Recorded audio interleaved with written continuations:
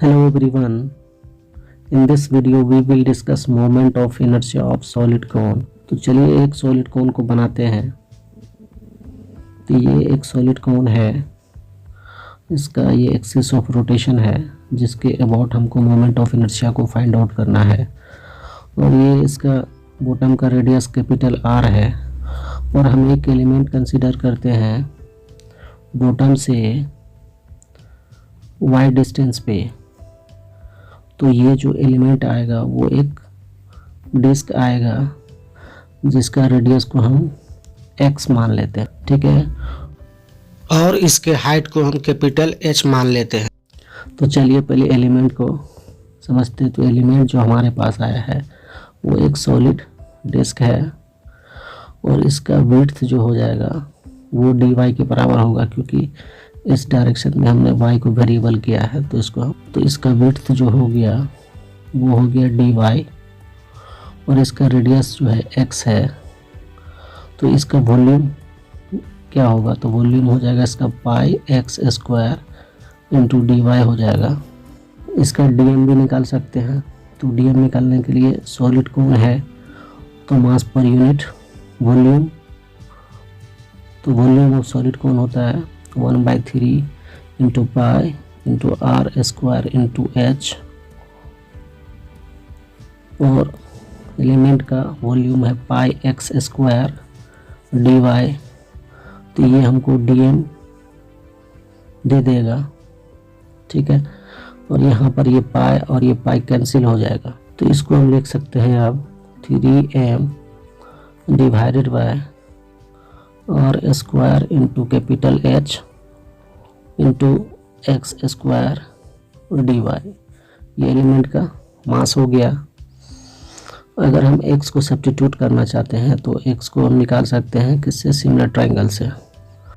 चलिए देखते हैं कैसे। तो हमारे पास जो सॉलिड कोन था ये एलिमेंट था कितना डिस्टेंस पे? y डिस्टेंस पे, और इसका रेडियस कैपिटल R था और ये खुद का हाइट जो था कोन का वो कैपिटल H था और ये x है। तो एक राइट एंगल ट्रायंगल बन रहा है। यहाँ पर दो सिमिलर ट्रायंगल हो रहा है। तो सिमिलर ट्रायंगल में ये हो जाएगा x, ये हो जाएगा R, और ये पूरा एल्टीट्यूड इसका जो होगा वो कैपिटल H होगा, और यहाँ से यहाँ तक जो होगा सिर्फ ये क्या होगा? एक y होगा। तो सिमिलर ट्रायंगल के कंसेप्ट से हम इसको निकालेंगे कैसे? तो यहाँ पर x divided by capital R करेंगे तो हमको y divided by capital H करना पड़ेगा। तो इस तरह से हम रेडियस ऑफ एलिमेंट को ry डिवाइडेड बाय h के टर्म में लिख सकते हैं। तो चलिए इसको सब्स्टिट्यूट करेंगे इंटीग्रल में। Moment of inertia of element हो जाएगा डी इक्वल टू, क्योंकि ये सॉलिड डिस्क है तो उसका मास 1/2 इंटू मास इंटू उसका रेडियस का स्क्वायर हो जाएगा। और जब इसको पूरा इंटीग्रेट कर देंगे तो हमको पूरा कोन का सॉलिड कोन का मोमेंट ऑफ इनर्शिया निकल जाएगा। तो लिमिट को बाद में लगाएंगे, सबसे पहले जितने भी कांस्टेंट हो पहले उसको कैलकुलेट कर लेते हैं।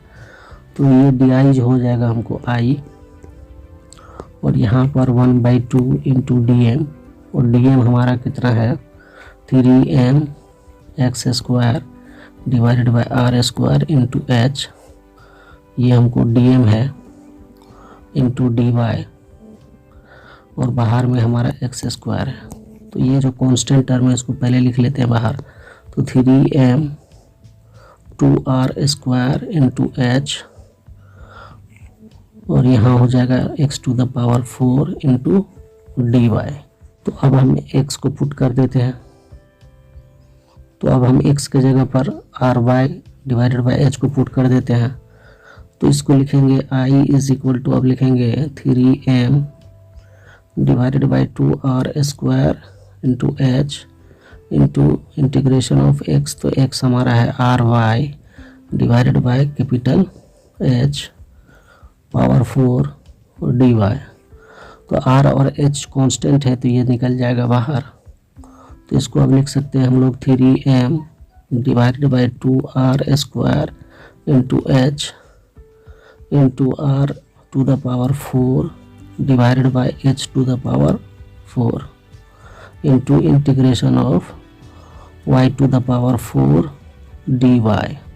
अब लिमिट को हम लगाएंगे तो इसको सीधा करके लिख लेते हैं, तो ये हो जाएगा 3m और यहाँ पर से 2r², r to the power 4 को काटेगा तो r² बचेगा और नीचे में बचेगा 2s to the power 5 into integration of y to the power 4 और dy। और लिमिट जो होगा उसको देखते हैं। चलिए, तो लिमिट हमारा वेरिएबल y है, तो y यहाँ पर बॉटम पे 0 है और टॉप पे इसका y equal to capital H है, तो लिमिट लोअर लिमिट 0 और अपर लिमिट h होगा। तो यहाँ 0 से लेकर h तक हम लिमिट लगाएंगे और फाइनली i को हम अब लिख लेंगे 3mr² divided by 2h to the power 5 into integration कर लेते हैं y to the power 5 divided by 5 और 0 से लेकर h, तो इसको लिखेंगे 3mr² 2h to the power 5 into h to the power 5 divided by 5। यहाँ पर ये h5 और h5 कैंसिल हो जाएगा और बचेगा हमको 3/10 mr²। तो i इज इक्वल टू हो गया 3/10 mr²। तो यही था हमारा moment of inertia of solid cone.